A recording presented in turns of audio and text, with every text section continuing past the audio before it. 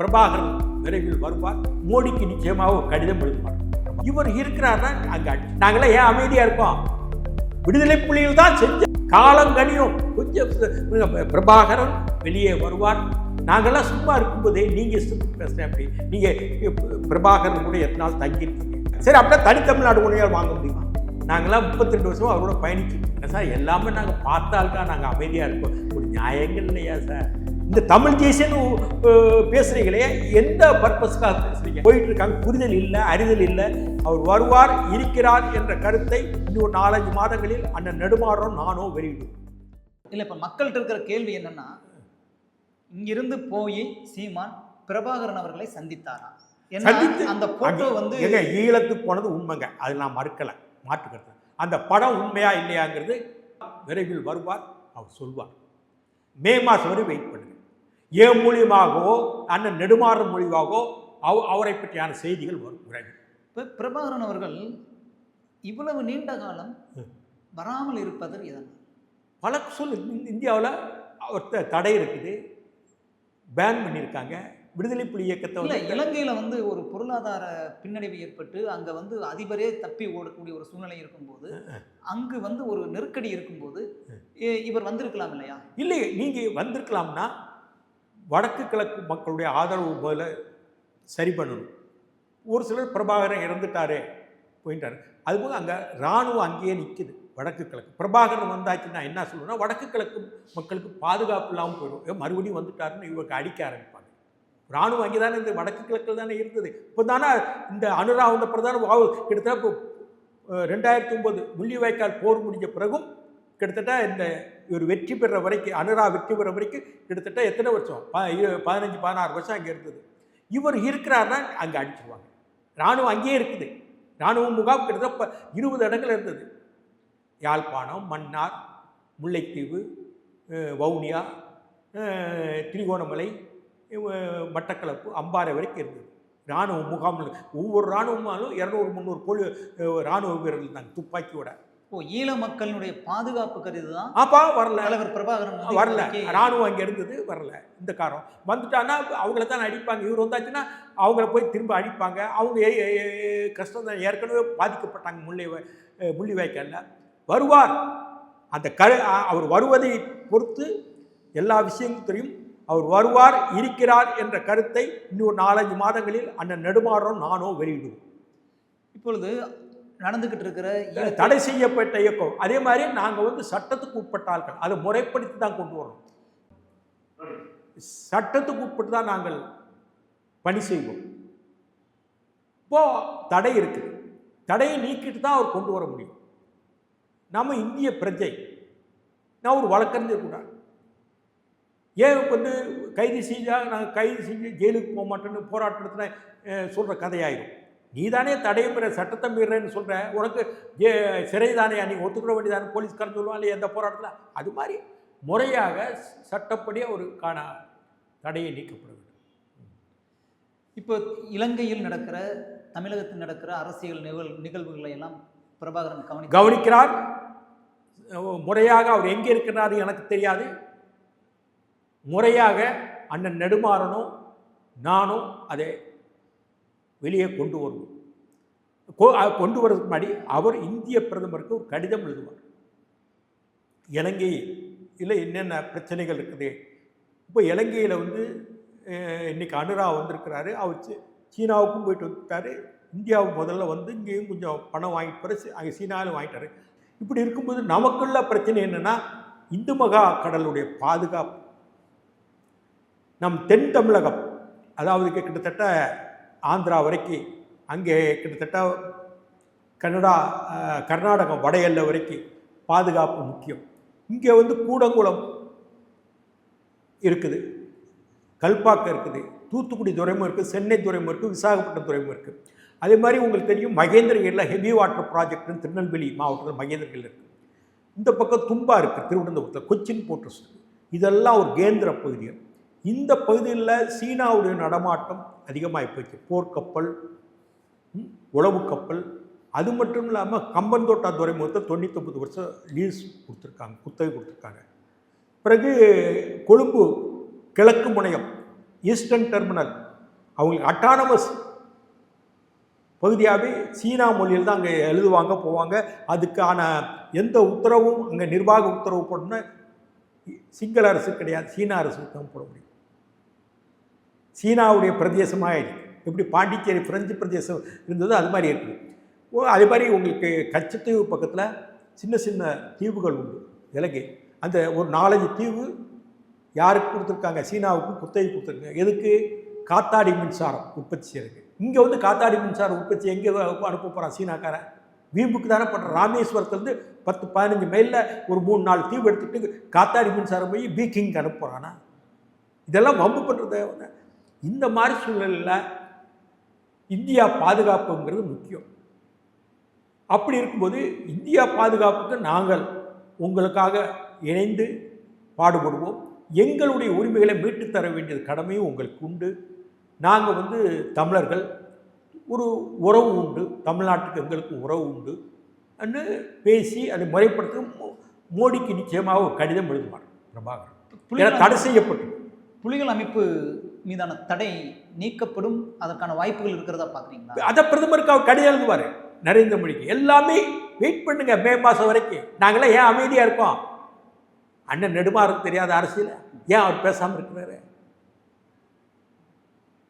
காலங்கனியும் கொஞ்சம் பிரபாகரன் வெளியே வருவார், இதுவரைக்கும் நடந்த விஷயங்களை சொல்வார். அதற்கு பிறகு எல்லாம் இப்போ இருக்கிற மோடி தலைமையிலான பாஜக அரசு விடுதலை புலிகள் மீதான தடையை நீக்குவதற்கு சாத்தியம் உண்டு. நாங்கள் அதுக்காக பணி செய்வோம். நாங்கள் சட்டத்தின் ஆட்சியை விரும்புவர்கள், அதற்காக பணியை செய்வோம். நீங்கள் காங்கிரஸ் மாதிரியே சித்தாந்தம் நீ வந்து பிரபாகரன் தான் ராஜீவை கொன்றாராங்கிறது பல தடவை நான் கேள்வி கேட்டிருக்கேன். என்னுடைய பதிவுகள் கிட்டத்தட்ட 28 கேள்வி கேட்டேன். ஏன் யாசர் அரஃபத் சொன்னார் இல்லையா ராஜீவ் காந்தி கவனமாக இருங்கள், உங்களை கொல்ல பார்க்கிறார்கள். அவர் எந்த அடிப்படையில் கேட்டார் அதை விசாரிக்கல இல்லை. சரி, உங்களுக்கு சுப்பிரமணிய சாமி திருச்சி வேலுசாமி ஃபோன் பண்ணார்ல, அந்த சம்பவம் நடக்கிறதுக்கு முன்னாடி ஃபோன் பண்ணாரா இல்லையா? என்ன ராஜீவை கொண்டுட்டாங்களா தமிழ்நாட்டில்னு கேட்டாரா? அவர் போயிட்டு தானே இருக்காரு. ஒரு மணி நேரத்துக்கு முன்னாடி கேட்குறாருன்னா அவர் எதை வச்சு சொன்னார்? சந்தேகப்பட வேண்டிய அதெல்லாம் விசாரிக்கல. கார்த்திகேயன் வெறும் விடுதலை புலின்னு தான் சொன்னார். அந்த இன்சிடென்ட் நடந்த உடனே மறுநாளே கிட்ட அறிக்கை விட்டாரா இல்லையா? இந்த சம்பவத்துக்கும் எனக்கும் சம்மந்தம் இல்லைன்னு அறிக்கை விட்டாரா இல்லையா? நான் 28 கேள்விகள் கேட்டிருக்கேன். இந்த சந்தேகத்துக்கெல்லாம் நீங்கள் முடிவு கட்டிட்டு நீங்கள் விடுதலை புலியை விசாரிங்க, விடுதலை புலிகளும் விசாரிக்க, நான் வேண்டான்னு சொல்லலை. விடுதலை புலிகள் தான் செஞ்சாங்க ஒரு புள்ளி போட்டு நீங்கள் விசாரிச்சு முடிச்சீங்க. ஆனால் இப்போ ஒரு குற்றச்சாட்டு என்னென்னா, விடுதலை புலிகளை ஆதரிக்கிறதாக சொல்லிக்கொண்டு நாம் தமிழர் கட்சி ஒருங்கிணைப்பாளர் தலைமை ஒருங்கிணைப்பாளர் சீமான் செய்கிறது வந்து அடிக்கடி வந்து ராஜீவ்காந்தி நாங்கள் தான் கொன்றோம் மாதிரியான பிரச்சாரங்கள் செய்வது, இதெல்லாம் அந்த அமைப்பின் மீதான தடையை நீக்குவதற்கு, இது வந்து இங்கே ஆட்சியில் இருக்கவங்க சரியில்லை, தடையை நீக்குவதற்கு சாதகமாக போகிறது. அதாங்க இங்கே இருக்கவங்க சரி, ஆட்சியில் இருக்கவங்க சரியில்லைங்க, அவ்வளோதான். ஆட்சியில் இருக்கவங்க இதுக்கெல்லாம் கராராக நடவடிக்கை எடுக்கணும். இல்லை, அதுக்கு என்ன செய்ய முடியும்? எது செய்யணுமோ செய்யாம எப்போதெல்லாம் விடுதலை புலிகள் மீதான தடையை நீக்குவதற்கான சாத்தியம் அமைகிறதோ அப்போதெல்லாம் சீமான் போன்றவர்கள் பேசியே சீமான் எப்ப அரசியல் போறாங்க? பிரபா தம்பி வந்து 77 வந்துட்டார்லங்க. எப்போ அவர் அரசியல் போறாங்க? 2010 தானே வராருங்க.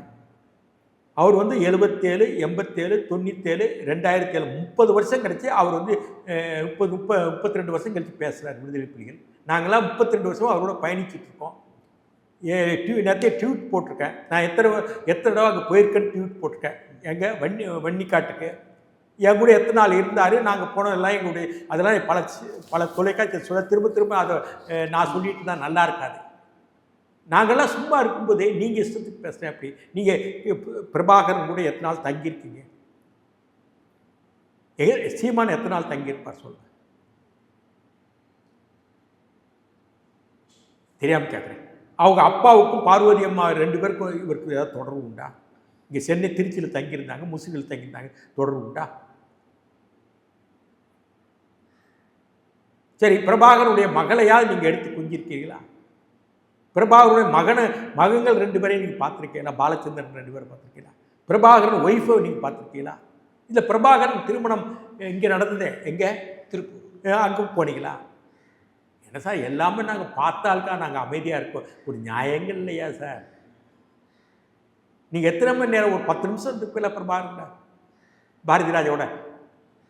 ஏங்க தமிழ் தேசியம்ங்கிறது தமிழருடைய உணர்வு, தமிழருடைய வளர்ச்சி ஒட்டி தான் சித்தாந்தங்கள் இருக்க வேண்டும்.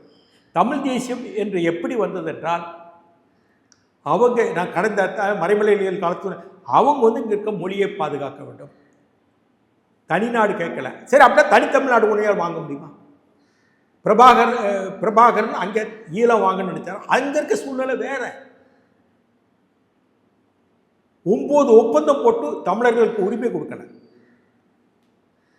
சேனநாயகா, குத்தலவாலா, பண்டார நாயகான்னு போட்டு செல்பாவோட கையெழுத்து போட்ட 9 ஒப்பந்தங்கள், அதுபோல் இந்திய இலங்கை ஒப்பந்தம் போட்டது வரைக்கும் எந்த ஒப்பந்தம் நிறைவேற்றல. அங்கே 2ஆம் தர குடிமகனாக இருக்காங்க. இந்தியாவில் நம்மளும் உத்தரப்பிரதேசக்காரன் ஒரே உரிமை தான் இருக்குது. இங்கே தமிழ்நாட்டில் நீங்கள் தனித்தமிழ்நாடு வாங்கிட முடியுமா? இந்த தமிழ் தேசியன்னு பேசுகிறீங்களே, எந்த பர்பஸ்க்காக பேசுகிறீங்க? மொழி பாதுகாக்கப்படணும், ரைட். நம்முடைய கலாச்சாரம் பாதுகாக்கப்பட வேண்டும், நம் இனம் பாதுகாக்கப்பட வேண்டும். இந்த 3 நான் மறுக்கிறேன். இது பேசுகிறது தனித்தமிழ்நாடு கேட்குறாப்புல இருக்குது. இங்கே தனித்தமிழ்நாடுக்கு ஒத்துக்கிடவும் மாட்டாங்க. நீங்கள் தமிழ்நாடு வாங்குறதுக்கு உங்களுக்கு எந்த அளவில் நீங்கள் உங்களுக்கான ஒரு உரிமை இருக்குது, அதை தமிழ்நாடு மக்கள் ஒத்துக்குவாங்களா? நான் கேட்குறேன் சரி தானே? ஈழத்தில் நியாயங்கள் இருந்தது. ஈழம் அங்கே தமிழ் தேசியம் தனி நாடாக பிரிய வேண்டும், நியாயம் இருந்தது. இனிமேல் வங்கதேசத்துக்கு பிறகு எந்த நாடாவது போராடி தனி நாடு பெற்றிருக்காங்களா?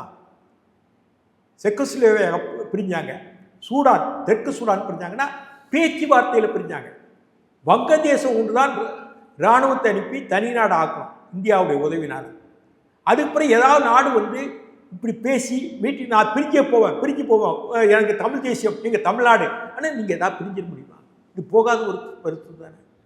புரிஞ்சுக்கணும் தமிழ்நாடு மக்கள் புரிஞ்சு. இந்த இளைஞர்கள் என்னென்னா, ஒரு 90ல் பிறந்த இளைஞர்கள் நேற்று வரைக்கும் பேசுகிறாங்க, இன்றைக்கி அவங்க கல்யாணம் ஆகிட்டு வீட்டுக்கு போயிடுவாங்க.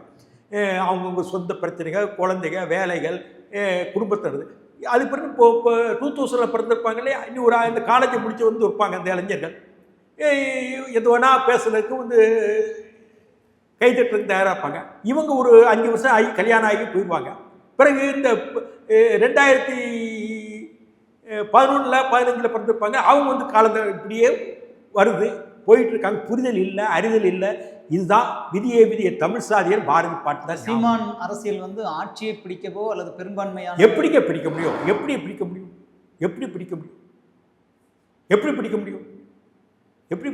இல்லை, ஒரு வலுவான கூட்டணி அமையும் போது கூட்டணி அமைச்சரவையில் வர்றதுக்கான வாய்ப்புகள். வலுவான கூட்டணி அவர் கூட்டி தான் போக மாட்டார், தனியாக நிற்பேன்னு சொல்கிறார்ல.